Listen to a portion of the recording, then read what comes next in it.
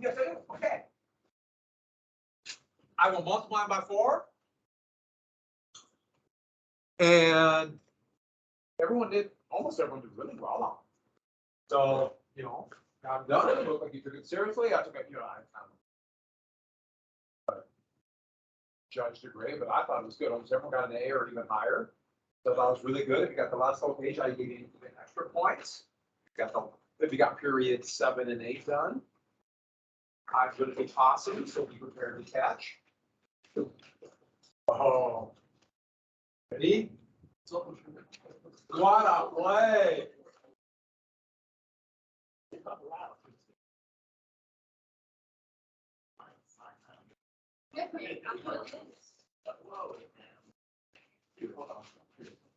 Oh, Evan.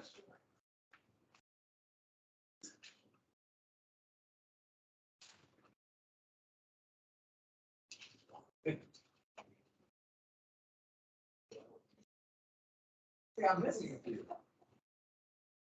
I know I have more than this. Okay, the rest of you, if I don't have yours, I gotta get it. If I graded them on. Yeah.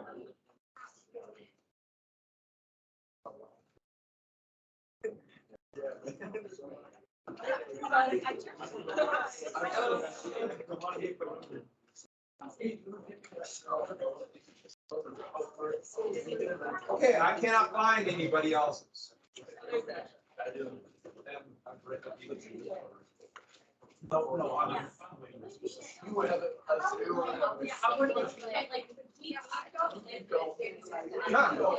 Yeah.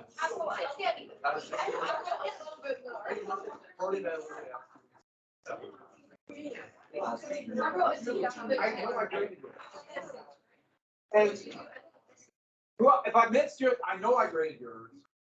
So I think no water and gypsies. I bet it's mixing with 4. So if anybody else I missed, I turn it. I will have it, but I must miss it with 4.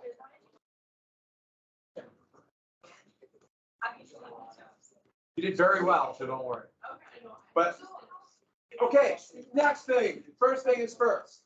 So let's go ahead and finish up highlights of the 70s. And I'm not going to talk too much about disco. There are elements of disco I really like, and there are elements I hate. You agree with me? Just not. Yes. I do not like the Bee Gees, and I don't care what anybody says. For Australian, I mean, you got to draw a line somewhere. And Casey and the Sunshine Band? Come on, people. But there's some I like. I like Donna Summer. She's cool. Except for On the Radio. That's a terrible song. We're going to keep talking about music. That's what we're special topics. So moving on. So where did we finish it here? I told stories on Friday, remember?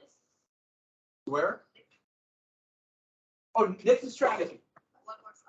Did we get to this? And we talked about ERA, talked about bathrooms. Okay. So did we get to this? Marginalized anti-war movement? They're all a bunch of hippies. And that's it.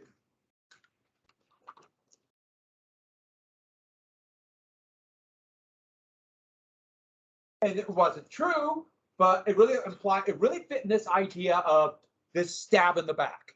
And that was quite effective. Next, during the war with the South Vietnamese, they called it Vietnamization. And the US could begin to pull troops out. This could work because the Viet Cong was so decimated with Tet. You know, Tet turned to public opinion. South Vietnamese soldiers could take over. Unfortunately, with the Viet Cong decimated, that meant more North Vietnamese troops, and that would be a big deal down the road. So the U.S. could begin to withdraw troops. So by 72, there are only 50,000 American troops left. But the U.S. also increased bombing to make up the difference. That's why casualties would actually go up. And then the draft went to a lottery. Before 69, Nixon had nothing to do with this, but could take advantage of this change. Draft boards chose people, and it was very unfair. They would pick people with political connections, those with money, a friendly doctor, or up until the end of 67, if you went to college, you got out of the draft. And so this really favored those with a little bit of money. It should remind you of the Civil War, hiring a substitute. The draft went to a lottery where every birthday would be given a number, and then they would call from there. A random number for every birthday, 1 to 365. And then they would pick a number saying, okay, everybody below, everyone get a random number, then everybody below 150 would be drafted. Everyone above, you're out of the draft. And that random nature actually eased pressure about the anti-war protests. Because if you weren't drafted, hey, you made it. And if you got a low number, you're in. And yeah, that's one of these special topics. I go into more detail on this. I can show the numbers where it came from. But that alleviated some pressure on it. So the draft calls went down. It looked like the war was winding down. But then in 1970, 69 the U.S. began bombing. 70's year we matter for this right now. The U.S. invaded neutral Cambodia. Now, this was to cut off the supply routes that the Viet Cong and North Vietnamese were using for Vietnam. They invade. It failed miserably. They did not get what they wanted, and also would trigger a horrible civil war in Cambodia that would eventually trigger a genocide. And so this was a disastrous move.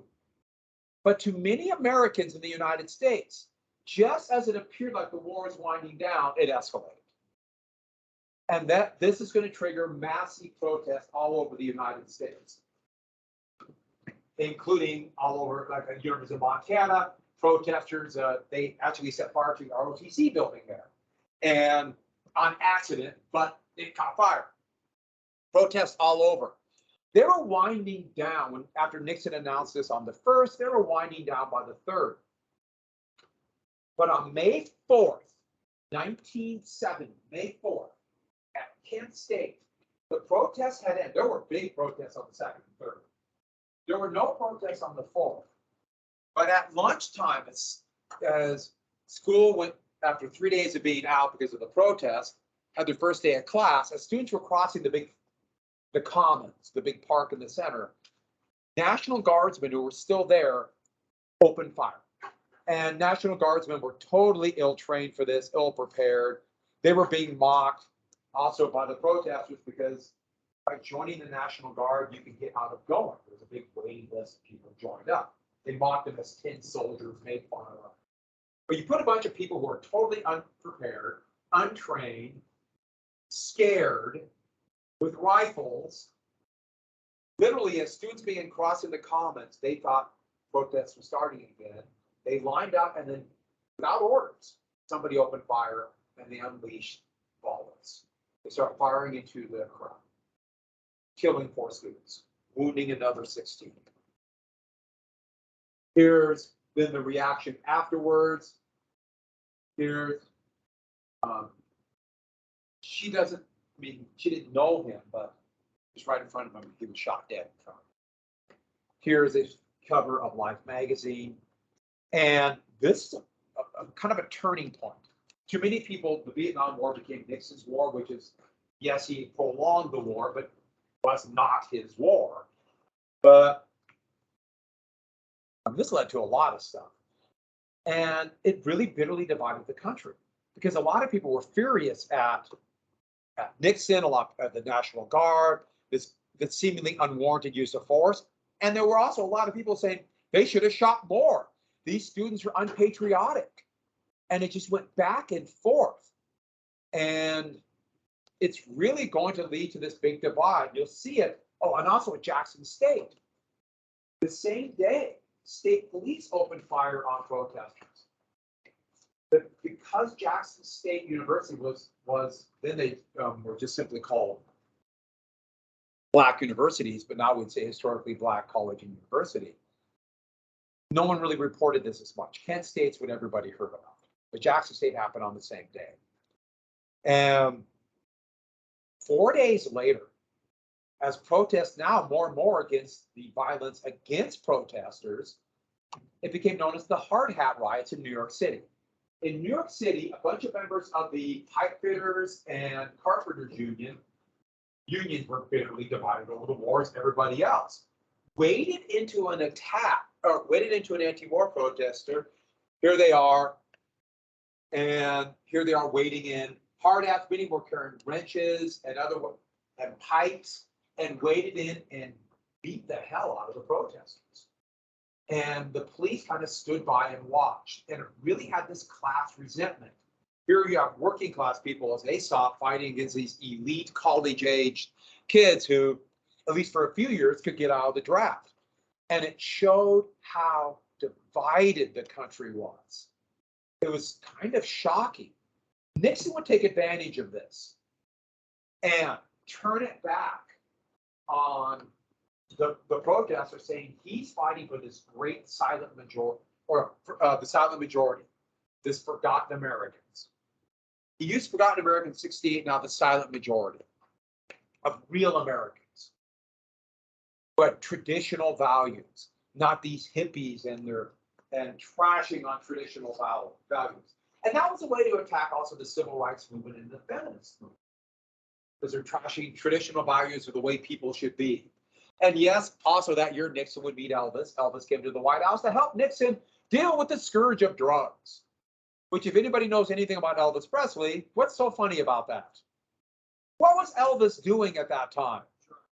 A whole cocktail of barbiturates and amphetamines, but they were prescribed by a doctor. Yes, you got to admit, that's one hell of a bump up, right? Also, anybody know the gift that Elvis gave Nixon? A handgun.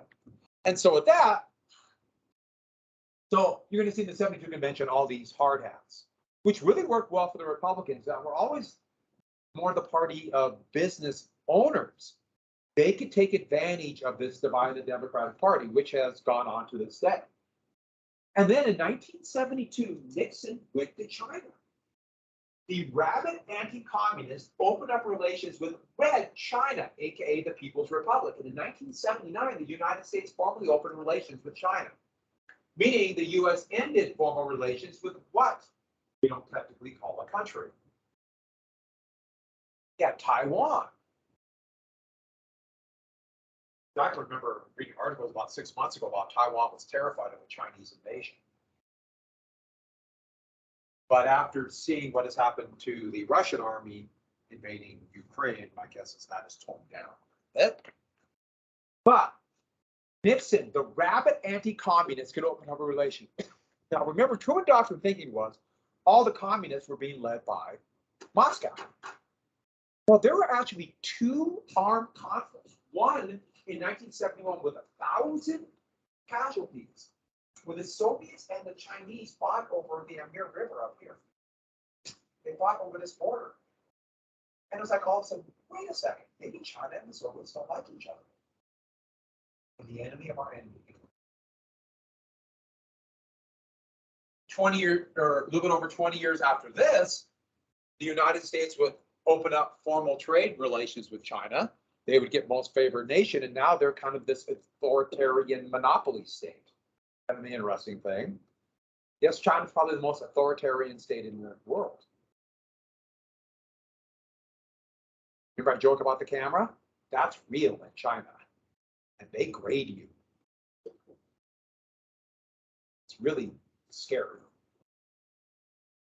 Also, détente. The United States opened up relations with Leonid Brezhnev, the leader of the Soviet Union. I know what you're thinking. Wait a second. Did Brezhnev swim? Yes. That's an image you will never get out of your head. See, you'll be long gone. You'll be like, I used to have this teacher. I don't remember this guy from her picture, but he showed us this picture of Brezhnev. Eyebrows. And for about 5 years, it looked like tensions were, the Cold War was easing. Once again, the rabid anti-communists made peace. Now, in 78, 79, the whole thing would blow up. And the Cold War got worse than ever, and it looked like the world's going to be destroyed. Oh, did we come close? But that's another story. So, in the election of 72, Nixon was actually riding high. There's a little bit of inflation, a few economic issues. He did the old Keynesian prescriptions and got rid of it a little bit. But the Democrats in the first election where primaries mattered, they nominated an anti-war Democrat from South Dakota named George McGovern.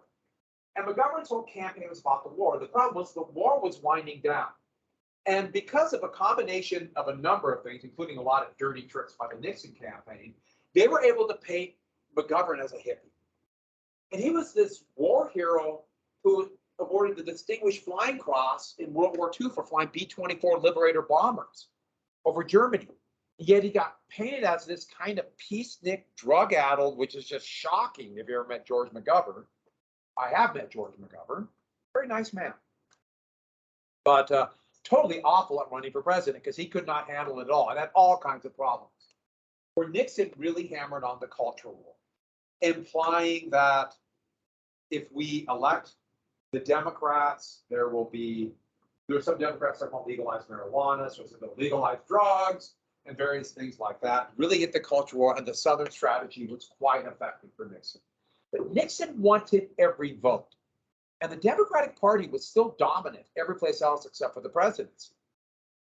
So, using his organization, the Committee to Re-elect the President, the acronym spells CREEP, by the way. Yes, they went by CREEP. They broke in to the Democratic National Committee headquarters in the Watergate Hotel. Thus, Watergate. Now, we have a good idea what they're trying to do. They're trying to find dirt on the Democrats. They actually broke in twice. The second time they were caught. And they had money from CREEP. I mean, they were caught. But Nixon was able to cover it up, claiming it was a CIA operation involving the Bay of Pigs and all these things, and claiming national security. Now, I put this, he won't resign, but that actually, here's the Watergate Hotel. If you ever get to Washington, D.C., you can go to the Watergate Hotel, and it is one ugly hotel. It is really ugly. But every presidential scandal from then on, they'll add a gate to it because of that. But government tried to make an issue out of this, but Nixon claimed it was some rogue elements of my campaign. I knew nothing about it, and it died.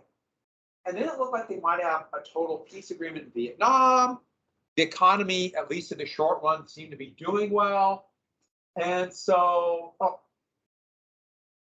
there was a spring offensive. Don't write this down. Don't write this down. North Vietnam did a spring offensive. It almost won, but they barely hold out. So South Vietnam is holding. This is what we got to get. Nixon would win an unprecedented landslide.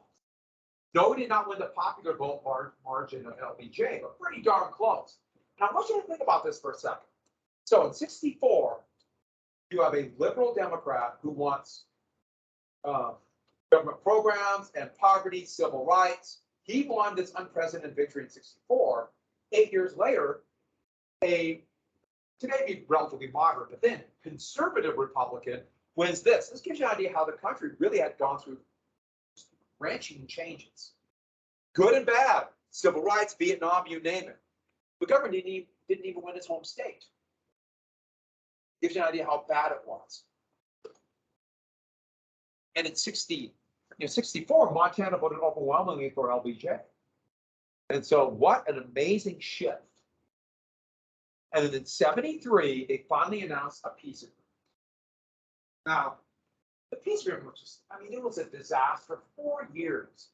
And the agreement they could have got in 1968, they would get an actually slightly worse agreement for the South in 1973. Like 150,000 North Vietnamese troops were allowed to stay in South Vietnam. This was not a good peace. But Nixon was able to proclaim peace with honor. The U.S. pulled out the remaining troops, said we'll no longer bomb. American prisoners of war, almost all of them were bomber crews that were shot down over bombing North Vietnam, were released. And this was quite controversial because at first North Vietnam treated them horribly as war criminals. They said, we're not even at war with the United States and you're bombing us. The last 4 years, they treated them better, even though they're POWs. This would be another hot button issue. And then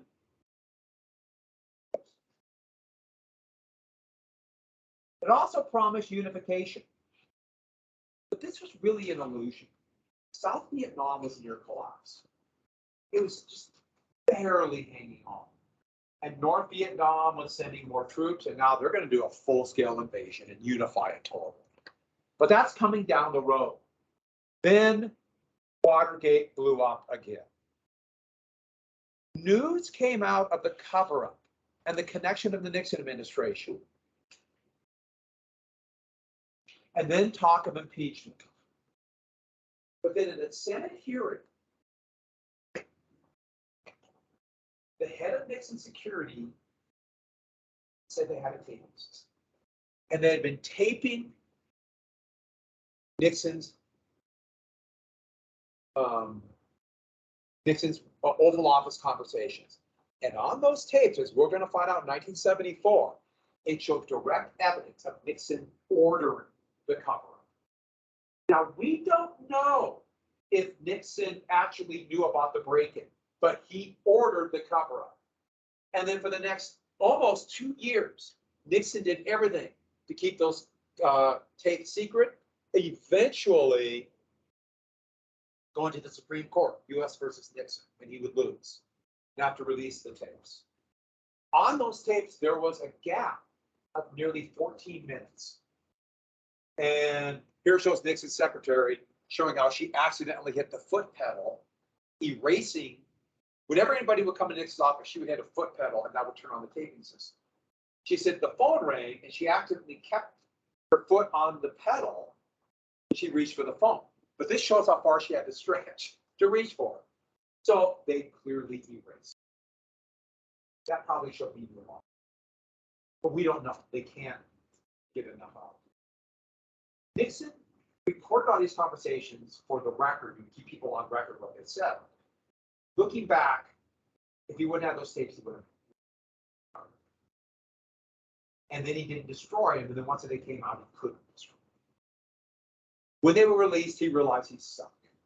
I should add, people were shocked about a couple different things. First off, how much he swore. When they did a written transcript of it, it was over and over again. It said, expletive deleted, expletive deleted. So I remember being a little kid walking down the street and somebody was wearing a t-shirt that said, expletive deleted you.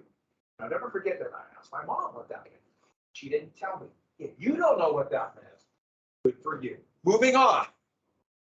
But what does that mean? You'll find out later. I now know. Okay, so, oh, and also how shockingly racist he was, and how shockingly anti-Semitic he was. Just shocking. Maybe it shouldn't have been that shocking, but people want to act like that kind of stuff doesn't happen. Especially at a time like right now where anti-Semitism is on the rise. You know what happened in Buffalo? You know what happened in Buffalo? Where a man murdered 13 people, 11 of them were black, by claiming that this is part of a Jewish conspiracy to replace whites with people who are not white. Yes, that happened in Buffalo 2 days ago. So I guess maybe it shouldn't surprise us.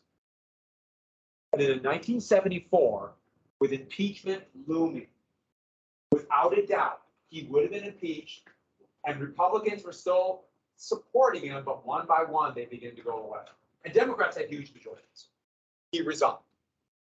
And then President Ford pardoned him. Now, Ford is unique. He's the only president in American history that was never elected. Nixon's vice president, Spiro Agnew, had to resign in '73 for taking bribes while he was governor of Maryland. And they were still giving him bribes. This was basically kind of an organized crime connected to construction scam. And they were still bringing like paper sack bags full of cash, like a lunch bag, into the vice president's office while he was vice president. But here you go, drop it on his desk. And he finally came out in '73, he resigned. The 25th Amendment says that the president can pick a vice president if something happens to the vice president. Then that vice president has to be confirmed by the Senate. So Ford was never elected. But also should tell you that every vice president who took over Before that, they didn't have a vice president. Not until the 25th amendment. Who's third in line for the presidency? Say it again? Yeah, Speaker House. So then the speaker just bumped up one before that. But now we get to the 70s. And yes, this is from a catalog. They used to come to the catalog. We still get them, but I can't even describe what a big deal Sears catalogs were. Yeah, now they're just gone. But in fashion for the 70s, would you agree? Isn't that awesome? I'm going to go on record as saying I'm 99% sure I'd have felt like that. And I wish I still had it. I don't know if it fits. I don't know. Actually, they're not too bad, but I don't know what they're doing. She's all right. So, wow, this happened just before Nixon resigned, but also in 1979. There were two massive oil shocks, and oil prices went up 400%. Yes, oil prices went up a lot now. But just imagine oil prices, instead of going up to $4.50 a gallon, they went up to $12 a gallon. That's what happened then. I can still vividly remember walking to school because I had to walk by a gas station. And the gas station, I remember 40 cents a gallon. And I remember walking back the next day and it was 70 cents a gallon. Don't think, oh, 40 cents. Remember, it's been a lot of inflation. So, but still, like that's the way gas prices were going. Soon there were people lining up to get gas. In 1974, and for the next 12 years, by executive order, President Ford changed all speed limits on all highways because of interstate commerce to 55 miles per hour. So when I was your age, the speed limit was 55, which seems so slow now. It was meant to save gas. Did it save gas? Yeah. We also got rid of daylight or standard time, and we went daylight savings time for a full year. And I can still remember going to school and it was pitch black. It'd be pitch black till 9 o'clock in northern latitudes in the winter. And all the parents realized, no, we don't want our kids walking to school in pitch black, and so they got rid of it. There's talk of getting rid of standard time now and going to daylight savings right now. It passed the Senate, and then they remembered, oh yeah, wait a second, we tried this in 74. And then, of course, even lawnmowers had the waiting line. Okay, that picture just struck me as, I remember the gas lines and people hoarding gasoline. We saw elements of that when gas started going up a couple weeks. We didn't see it in Montana. We saw it other places in the United States. But people do that for other things. You know, part of the reason, besides monopolies, that baby formula is so expensive is people started hoarding. And then that and bacteria, but that's another story. This begins a unique economic thing called stagflation, which is not supposed to happen, where you have inflation, prices going up, and yet unemployment going up. Relatively high unemployment with high inflation. And that's not supposed to happen. If there's inflation, you're supposed to have low unemployment. I mean, we have inflation now, and we have really low unemployment, because that represents a booming economy. Now, it doesn't mean there won't be a recession down the road, but that's what we are right now. The Federal Reserve raised interest rates all through the 1970s, just as they have done twice in the last 2 months right now.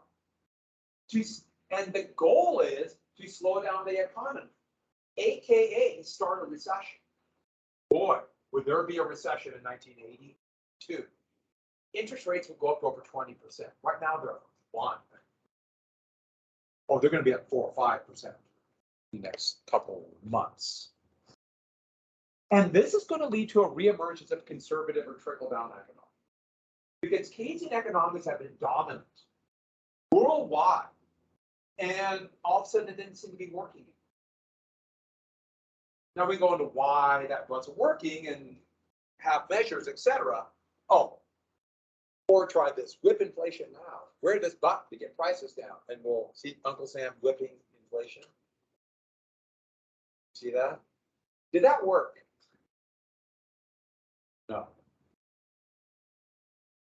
Weird economic time. The 70s were weird. But then South Vietnam collapsed. I put collapse. The collapse began in 74, but in 75, it just became a free for all. North Vietnam invaded.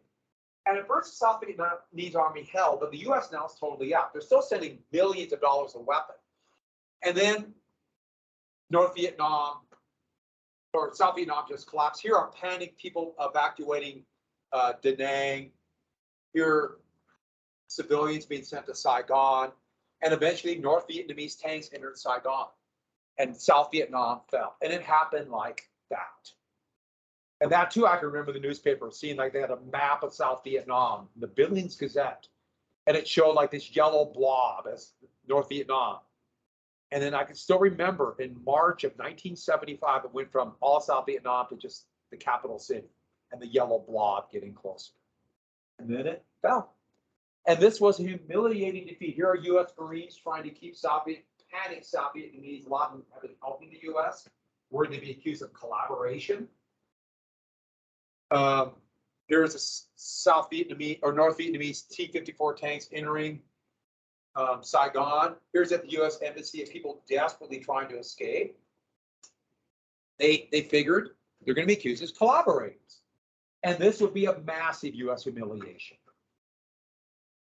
The US lost. Our goal, 2 Vietnams. We spent millions of dollars, thousands of lives. And here, this is on when they were loading helicopters on the roof of the US Embassy, and there's an embassy staffer punching someone to keep them out of the helicopters. US supplied millions of dollars worth of helicopters to South Vietnam. That's South Vietnam. And when they flew out with people just desperate to escape out to US Navy ships off the shore, they didn't have room for them. And so they just pushed them overboard. Hundreds of them. And here, one of the most famous shots of South Vietnamese who had helped the US at a CIA site. Some of them being evacuated, most didn't make it. 58,000 Americans, over 3 million Vietnamese. 300,000 moving. And PTSD is, can't even count how many. That term, in fact, that's in 1980s dealing with Vietnam vets. And most of the Vietnam vets were totally ignored. Now, there's going to be this myth, and it infuriates me because it hides the real scandal. But that Vietnam vets will come home and, you know, there were jerks everywhere. Don't get me wrong. But that Vietnam vets were spit upon or called these names. I'm sure it happened, but never on the wide scale. Did I talk about this Thursday? Yeah. This is the only picture I could find is from a comic book. This didn't happen. The big thing is they were just ignored. And I can't emphasize that enough. Vietnam vets were ignored. Just don't worry about it. So all the problems they had, readapting to society, trying to find jobs. When the big homeless crisis really hit the United States in the 1980s, when they cut back on expenditures for housing, so many of them were Vietnam War vets. Here they are demanding rights, and that just still sickens me to this day. It infuriates me, and I just know it's going to happen again. And it really happened when they start cutting back on government spending in the 1980s. So with that, oh, don't write this down. I was just going to tell you, there's going to be 2 assassination attempts on 4 in 1 month. 2 in 1 month. One by a former member of the Manson family. Any of you know in the Manson family? We talk about that in special topics. This kind of cult that started in San Francisco in '67, but in '69, they were involved with murder, with a mass murder, including a very famous actress by the name of Sharon Tate. But they were caught. Big issue. I mean, Charles Manson, huge. One of the members of the family, there she is, after trying to shoot forward from about 2 feet away, missed, so she thought she was going to get off. She just got released from jail. She moved to home. I made that one. And then Sarah Jane Moore, right here, with this middle-aged housewife who stayed at home and decided she wanted to be a radical and thought the way to get credibility would be to shoot President Ford. Here's Ford being, yeah, that's someone shooting a pistol at her. What a time. There were significantly more terrorist attacks in the 1970s than in any time in your lifetime. Not even close. Boy, the 70s were a wild time. Once again, I'm not fully blaming the Bee Gees, but it can't be a coincidence. But, and I blame John Travolta too. Do you know what John Travolta is? I blame him for a lot of our problems too. That's what we call rational. But let's get the 76 election. So the Democrats are just thinking, oh, we'll run as anti-corruption, anti-Watergate, we'll win easy. And I mentioned it before. I talked a little bit about Ford, didn't I? What story did I tell you yesterday or Friday? Did I tell you about me being assaulted by a Secret Service agent? Yeah, okay. I still have a little bit of shock from it. I've gotten over that. But Ford beat back a challenge from the growing conservative wing in the Republican Party by the former governor of California, Ronald Reagan, and Jimmy Carter, this unknown. And yes, he was known for this infectious grin. You could get a peanut bank. I had one of those. And I remember putting like nickels and quarters in it, and it didn't have a bottom to it. And so you had to literally rip apart this plastic bank. And I wanted those like $2 change. So I took a knife and cut it open. Yeah. I don't know, like I saw a statue of this, like how it was trimmed. Of just the peanut with the chocolate part of the peanut. Were you in Georgia? I think so. Could be, or could be Mr. Peanut. I cut the bottom of this thing out to get the coins out. Now those sell on eBay for like $800 or $900. And I'm thinking, why didn't I keep that? But then again, I needed those $1.50 quarters. He had this infectious grin and unknown, and he ran as a New Democrat. He went away from the New Deal. They went away from unions too. So much of the memory of the war. They ran away from what made the Democrats popular, whether you liked it or not. They made them popular. They ran away from that. I think we can get urban professionals. They talked about we'll get these educated elite that almost always had voted Republican. And this is the beginning of neoliberalism. And neoliberalism is essentially kind of market-based conservative economics with, a little bit like we'll use the market to solve social issues, but still basically conservative. Carter was there, but probably the most famous neoliberal president would be Bill Clinton, a Democrat elected in 1992. And this is a real shift in the Democratic Party. And without a doubt, the Republicans did a very good job of taking advantage of that. Oh, you don't want to help work? You don't want working class anymore? We'll start edging in on that. And Carter would win a very close election. And because he's a Southerner from Georgia, he was a peanut broker. They had a peanut farm, but the big thing is he bought and sold peanuts, but they portrayed themselves as this peanut farm. It really worked. He's a man of the soil. And so being from the South, and he was very much a fundamentalist Christian at a time where most fundamentalist Christians either didn't vote or that was not an issue. In 4 years, that would totally change. Totally. It's amazing how fast it changed. But this is the last Democrat that would win the South.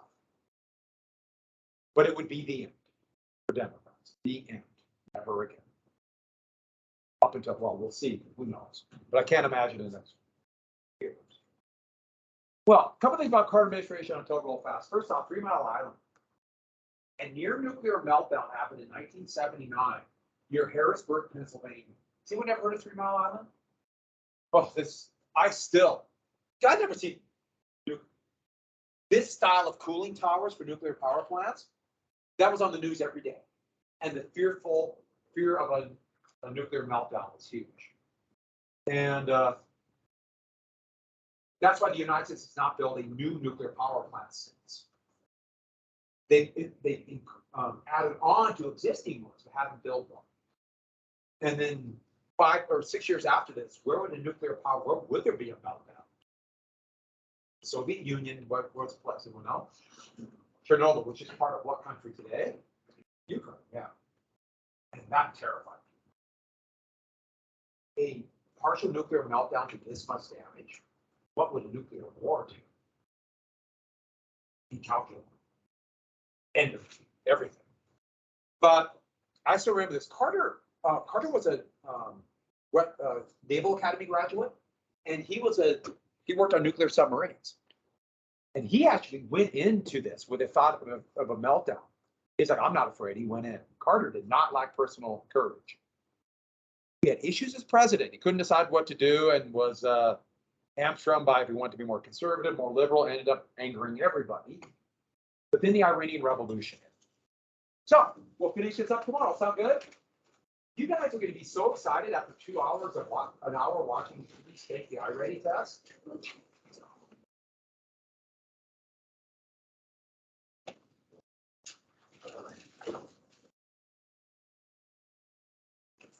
Have a good day. I will find yours. Anybody else I not give it back to? I really do know. It is part of a plot against you. Yeah, I also. Well, I'm trying to divert against the plot against me. Right? It makes sense. Thank you. Have a good day, everybody.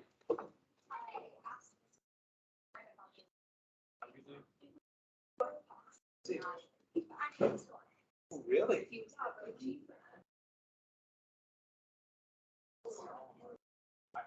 One of my best friends did. It was pretty terrible. He was my. Not on Thursday. No, it'll be on. You do have to do that, but that will be the last ones. Oh, okay.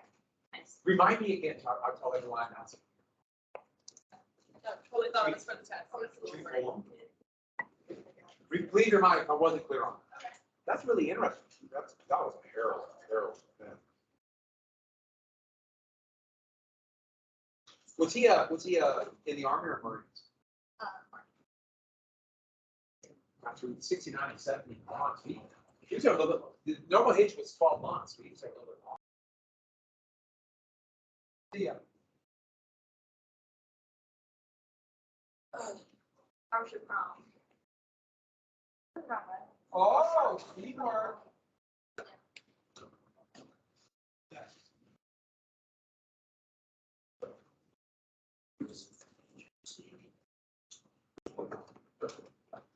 Oh.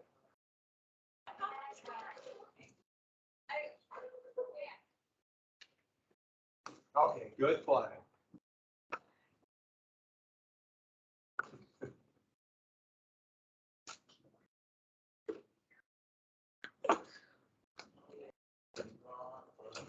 Yes! Did you see that?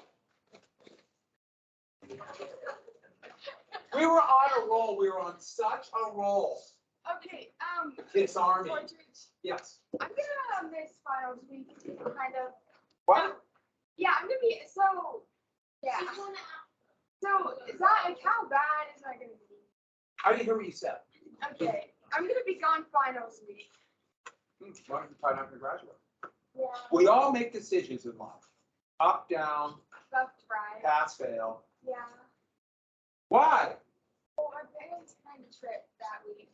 Who planned the trip? My parents. And I'm kind of like going. So.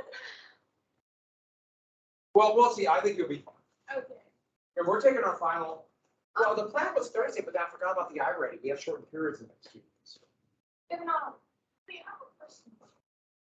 I just want to see different tests and Yeah. multiple choice on the file. Yeah.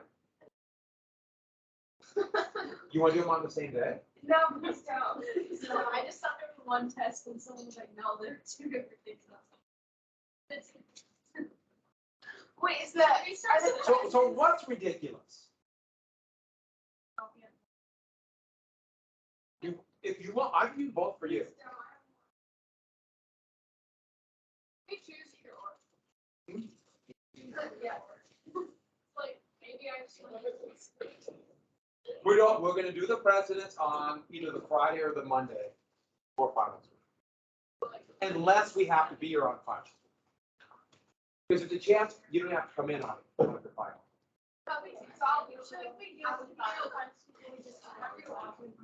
Huh? Yeah, we'll do it on that day. But we have, on finals, we have school, we have regular class online. And then final. Oh, we gone, we have 6. Until December 31st? Yeah, I know. No, so wait. No, I literally, I was showing someone, I was like, oh. It's live. All right, just remind me.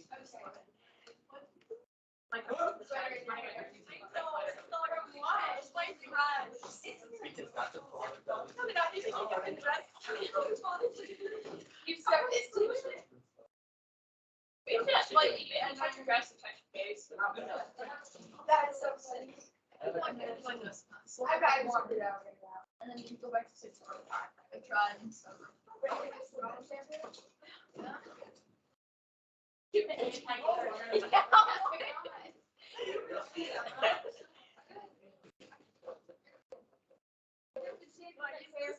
All right, so originally the president's test was going to be on